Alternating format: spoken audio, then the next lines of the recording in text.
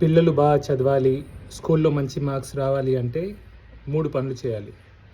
ఒకటి, రోజు కనీసం ఒక గంట సేపు 60 మినిట్స్ మనం పిల్లల్ని బయట ఆడనీయాల.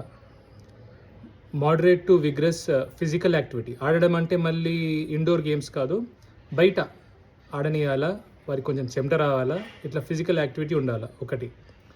2, కనీసం మంచి నిద్ర పోవాలి పిల్లలు. చిన్న పిల్లలైతే 9 గంటల నుంచి 12 గంటల వరకు, అది కొంచెం పెద్ద పిల్లలైతే 8 నుంచి 10 గంటలు. సో యావరేజ్గా ఒక 9 గంటలు అయితే ఖచ్చితంగా పిల్లలు పడుకోవాలా, మనం పడుకోనివ్వాలా. 2.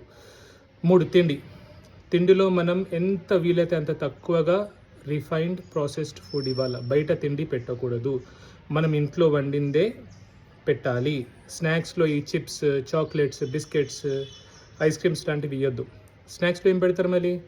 మన చక్నాలు, మన గారెప్పలు, చెక్కలు, ఓకే, ఇట్లా ఇంట్లో వండుకున్నవి, షేగోడి లాంటివి, అట్లాంటివి